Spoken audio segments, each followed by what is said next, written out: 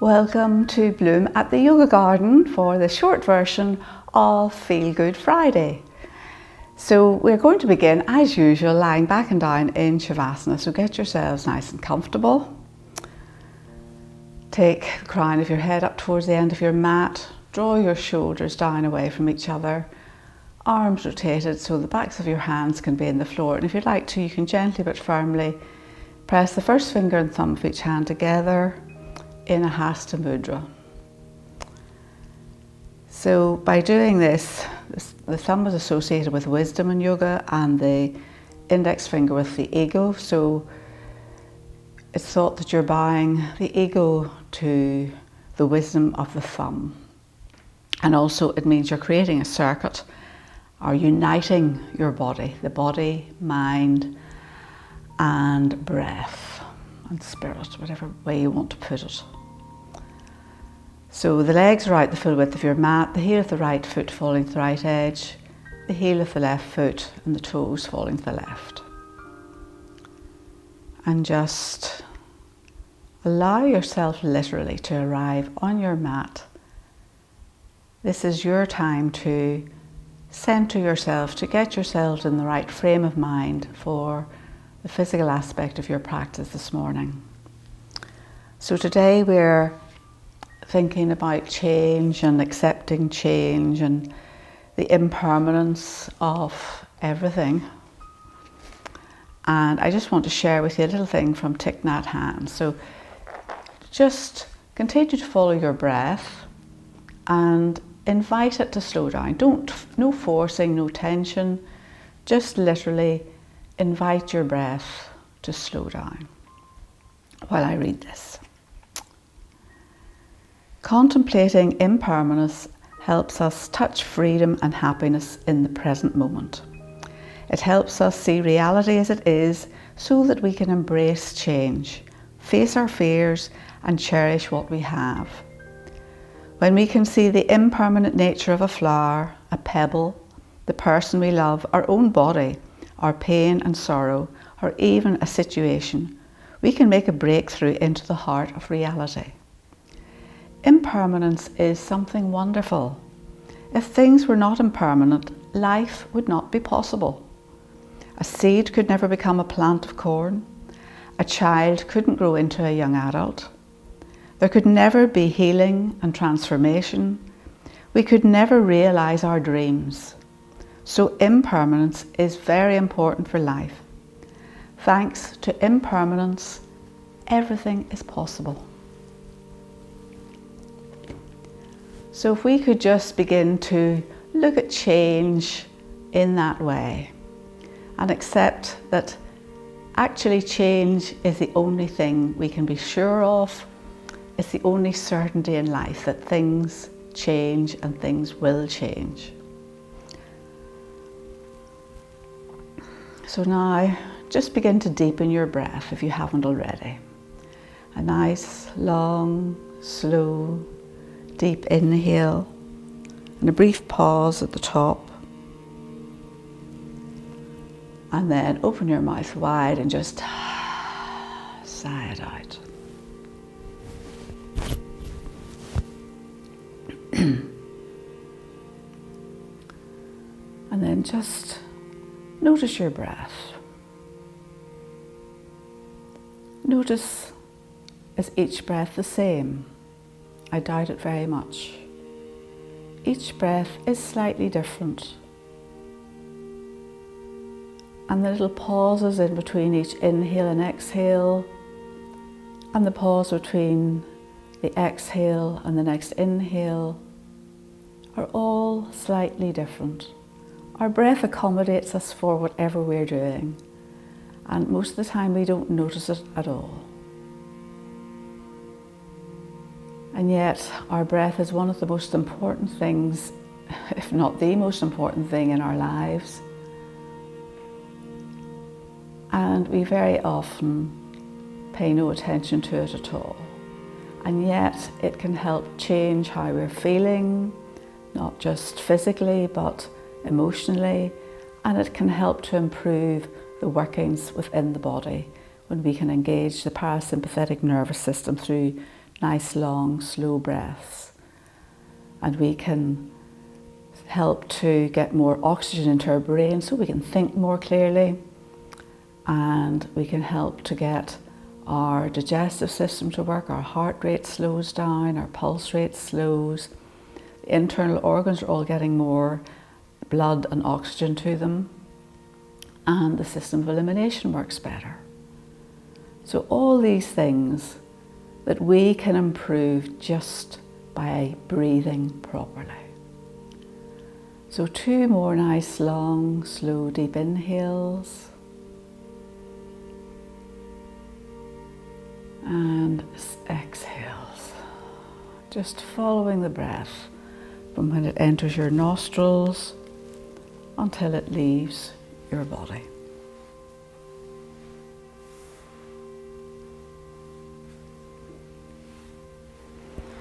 So now we've spent a few minutes getting ourselves in the right frame of mind for our practice this morning. So we'll just have a stretch. Reach your arms up behind your head.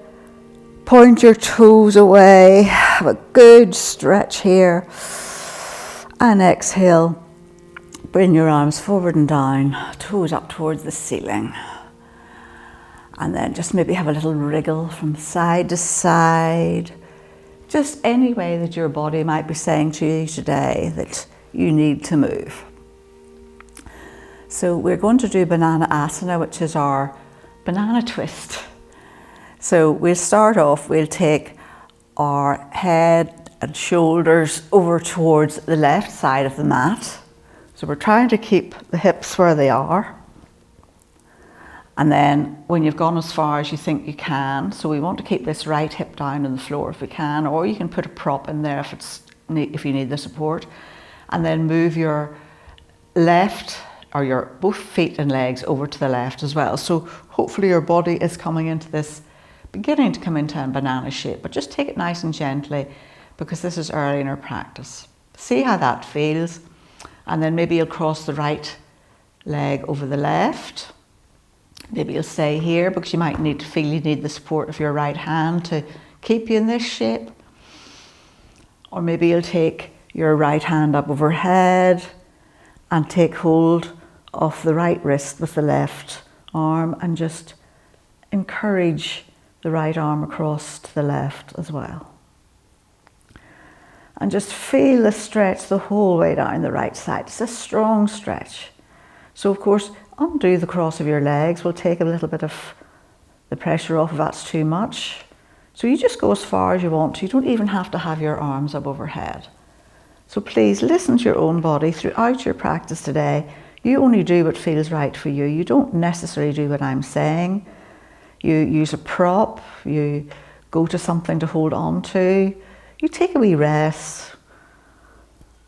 So one more breath here and gently undo your banana, just the way you went in, nice and slowly, back to center.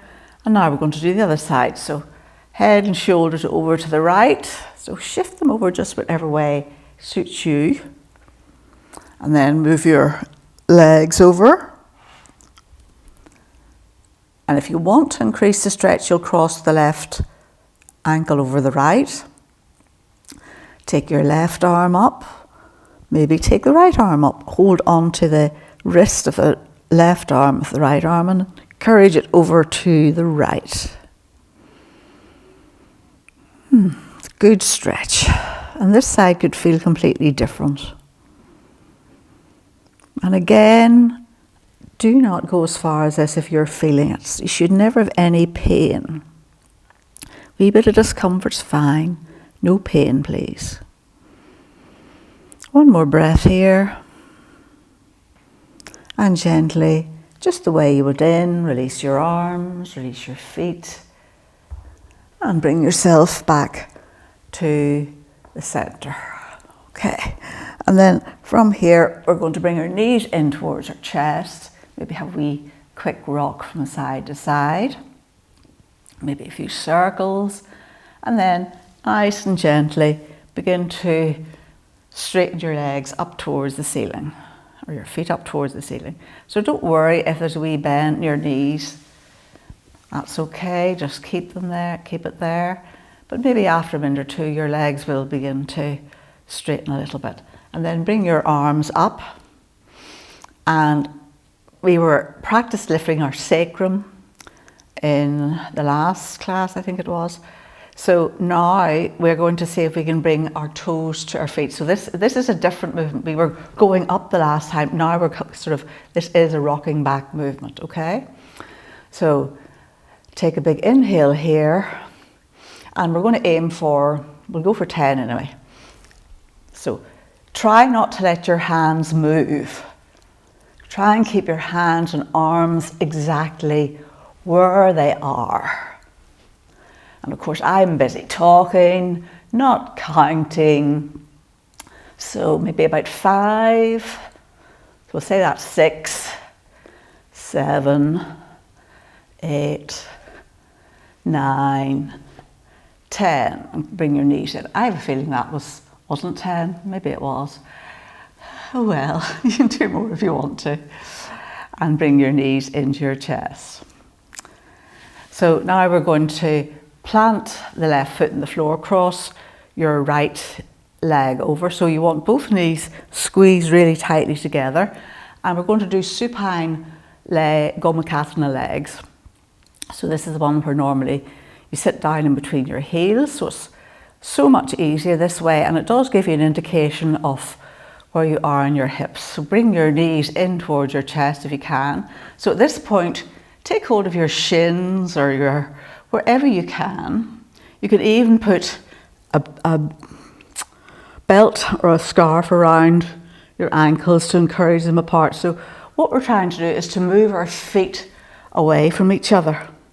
Maybe you'll be able to take hold of the outside edges of your feet and then bring your head down. So that makes it much stronger. And as soon as I do that, I can feel it up my right hip, which just seems very tight this morning. So you want to check that both feet are level. So you don't want one foot down here and one up there, or vice versa. Take a big inhale here. And exhale, see if you can bring your knees in towards your chest a little bit and take your feet out further away from each other. And breathe into it. Notice where you are. Is this different from the last time you did it? Or if it's completely new for you, you're thinking this is a change. But go with it wherever you are. And know that your body changes all the time. And what was okay last week maybe won't be okay this week. One more breath here. And gently bring your feet down to the ground. So release your hands first of all. And then we'll do the other side. Left leg over the right. Okay, so the secret is to squeeze both knees really tightly together, then bring them up. And then you're trying to separate your feet but keep your hips nice and level.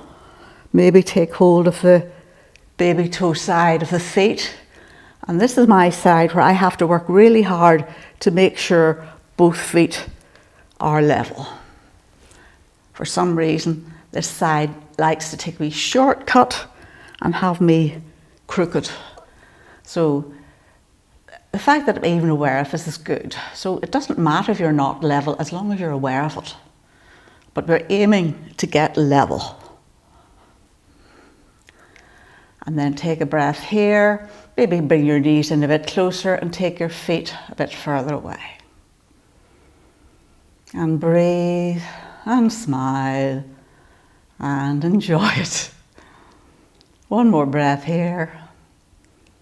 And gently release your feet. Bring them down onto the floor. And then from here, we're just going to do a couple of rock and rolls. So we're doing 4. Swing your legs to one side and bring yourself up and meet me either in Vajrasana or in high kneeling, or you can even sit like this if you want to and give your toes a wee stretch. So lots of choices here.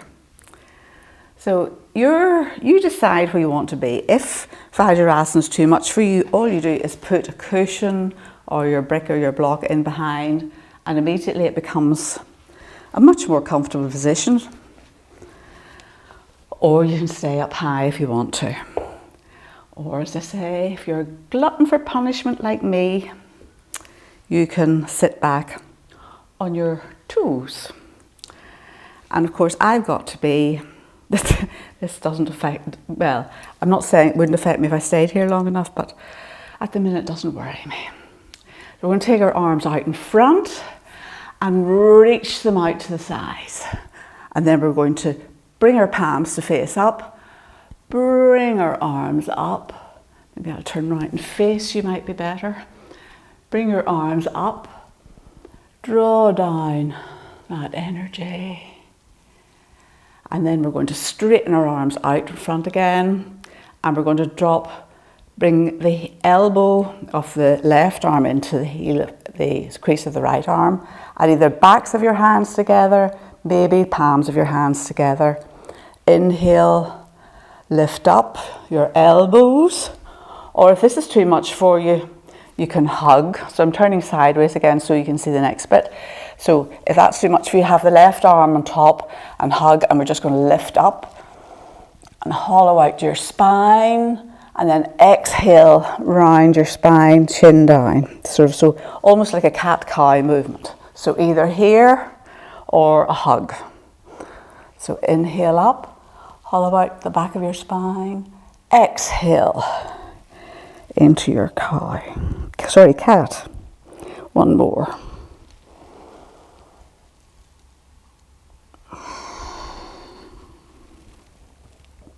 And then we'll do the other side. So swing your arms out, palms up, reach up, draw down the energy, take them out in front, and now the heel of the right elbow into the crease of the left one, and either hug or backs of the hands together or palms of the hands together. Big inhale, hollow out your spine, chest forward. Exhale, round into your cat, navel back towards your spine. Inhale and exhale. And then from here, we're just going to roll forward. Bring yourself into tabletop. And then knees below your hips, wrists below your shoulders. Reach back with your right heel, bring it in towards your bottom, and a couple of big circles one way with that hip, and then change direction, and then bring that knee down by the side of the other one. Reach back, left heel in, big circles. Keep looking at the floor, don't have any crunching of your neck. So 2 nice strong arms. And then bring it down. So now we're going to tuck our toes under and bring yourself up into downward facing dog. And you're pressing the floor away. And then you're going to lift the right foot up, look forward, and step through into a low lunge. So nice long low lunge.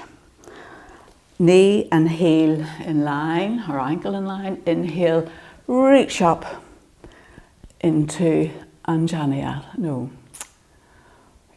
moon pose, Anjani asana. Reach up. And then from here, we're going to come forward. Now come off the kneecap so that otherwise it'll be sore. And then we're going to bring your left heel in towards your bottom. Reach round with your left hand, and lift up. So this is where if you have a brick or a block, if you find it hard to reach the floor, bring your brick here. So we don't want to be collapsing here to keep contact with the floor. So you want to keep a nice long front body. Reach up, lift your heart center up. One more breath here. And exhale, bring that knee down. And then from here, we're just going to straighten the front leg. And back, just a couple of times. Heel, knee, toes up towards your face. And then frame the front foot, press into the toes of the back foot, and we're back into down dog, and we'll do the other side. So left leg up, look forward, step it through, right knee to the floor. Nice long lunge again, knee and heel and ankle, inhale, come up into your low lunge. You can look up between your hands if you want to, shoulders away from your ears. Big inhale here. Exhale, lean forward and down. Come off the kneecaps. So you sort of, if you rock, you'll feel a sort of a rocky pit there where you come off your kneecaps. Or you can put a bit of padding under your knee, of course. Reach back, take hold of the right foot. Wherever you can take, maybe use a belt again here and lift up and maybe turn to look a wee bit to the right and breathe. Gently release the right foot and then begin to straighten the left leg. So just a little rocking motion. We're not doing anything more than that at the minute.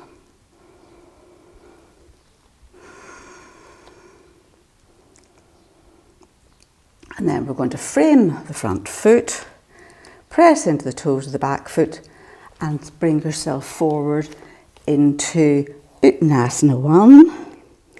Knees bent as deeply as you need to. Press strongly into all four corners of your feet and bring yourself up to stand. Hands together, drawing down energy to your heart center. So from here we are going to do Virabhadrasana 1. So we're going to take not too long a step back with the right foot and check that you haven't sort of stepped back directly behind that foot because it'll be shocking for your balance. So give yourself a nice wide balancing pose, and then we're going to lunge deeply into the front leg, pressing into the heel of the back leg. Bring your arms up, reach up and lunge deeply into the front leg. And again, you can, what was I going to say? I don't know what I was going to say there.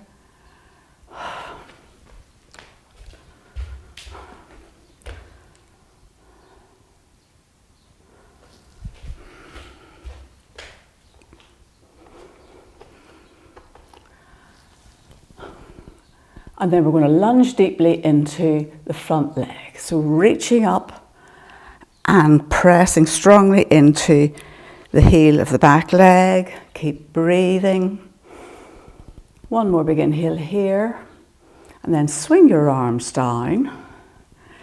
Maybe take hold of your elbows or your wrists, doesn't matter. So roll your shoulders back and then maybe have a wee hop in with this back foot. We don't want too long a stance now. Straighten the front leg, but keep a wee soft bend in the front leg actually, and just begin to lean forward. So just come into your flat back. So we're not going to go or worry about going any further than this in this posture today.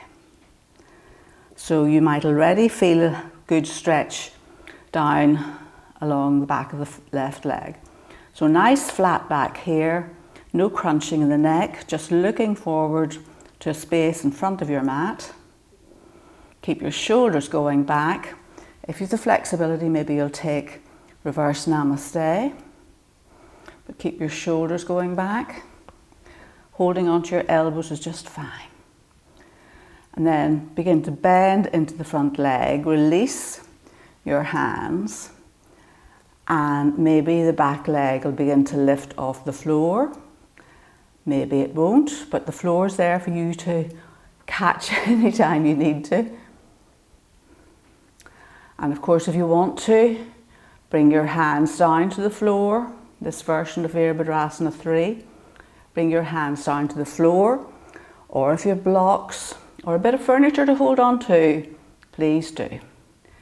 One more breath here, and then step your leg back. Bring yourself back up into Virabhadrasana 1. Bring your hands together at your heart center, spring off the back foot, and we'll do the other side. So same thing again, not too long a step back, and make sure it's nice and wide. Lunge deeply into the front leg, so you just want it long enough so that you can do your lunge, but so that you can still press into the heel of the back foot. Swing your arms up, reach up in between your fingers, lunge deeply into the front knee, reaching up and sitting down. One more big inhale here. And then you're going to swing your arms round. Take hold of your elbows, or reverse namaste if you've got the flexibility in your shoulders. Elbows are fine. And then we're going to begin to straighten the front leg. Hinge forward, looking forward over the end of our mat. So keep a wee bend in this knee, so don't lock this knee out. Don't lock the front knee out. Okay, I keep forgetting you're maybe not looking. Nice flat back. Navel back towards your spinal help. And then gently release your hands. Press into your front foot. Have a wee hop forward. And then maybe this back leg will begin to drift off the floor. So keep a soft bend in the front knee if you need to. We're trying to get two nice level hips. The floor's there if you need it, and I need it. So one side's always better than the other with me. Try and get both hips level. And breathe. One more breath here. Bend the front knee, step back. We're back into Virabhadrasana 1. And then from here, hands to your heart center. And we're going to step through back to where we started. So we're going to try standing splits now. So we're going to swing our arms up. It's not as bad as it sounds. Exhale down. Make contact with the floor. So again, you can use blocks here if you want to, but actually I think you're probably better with the floor. And then we're just going to begin to lift the right leg up. So this is maybe where you're going to be in your standing splits. Maybe you'll lift it a wee bit higher. Maybe you'll bring your left hand in behind your left leg. And then maybe use that to draw your nose down towards your leg. But we're not trying to do anything miraculous today. We're just experimenting. And just be wherever you are. This is not a great pose for me. And breathe. One more breath here. Bend the front knee slightly. Bring your left hand onto the floor and bring your right leg down. So we'll do the other side. Excuse me. So pressing strongly into the right foot. Begin to take the left foot up and back. Maybe just keep both hands on the floor if that suits you. Lifting your left thigh up, trying to keep both hips level. Press into the big toe side of the right foot. Maybe hold on to the back of the right leg or the right heel. And use that to draw your nose down towards your knee. One more breath here. Both hands onto the floor, bend your right knee and bring your leg back beside us. And then from here, we're just going to make our way down onto the mats. All the hard work's done.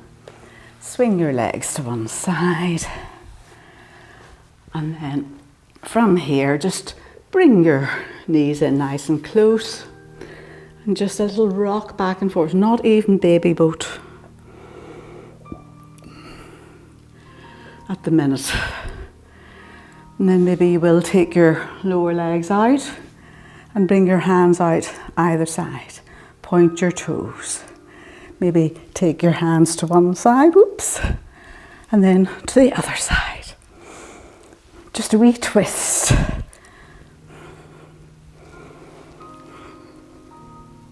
Use your breath.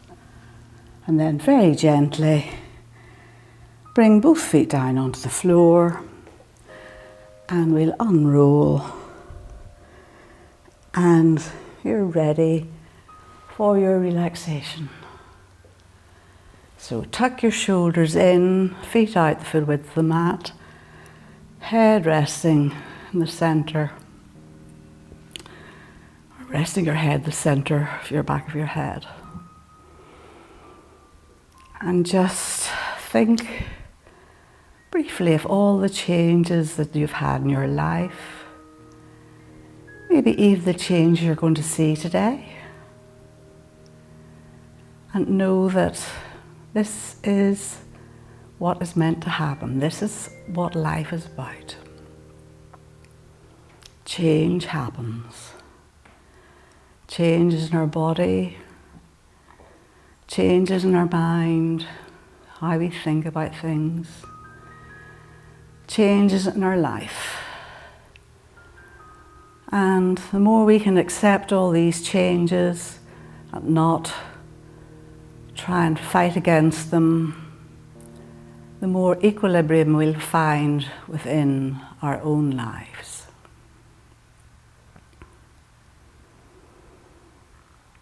So again, just bring yourself back to your breath. Take a nice long, slow, deep inhale. And a nice long, slow, whispery exhale. Do 2 more of those just in your own time.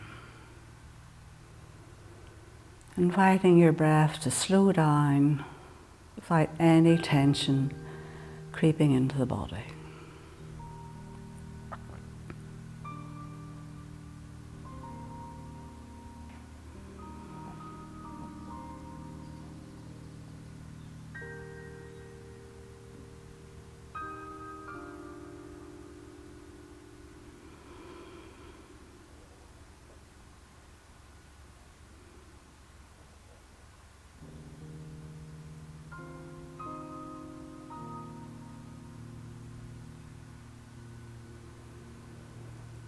So of course, please stay here for as long as you feel you need to, or as long as time allows.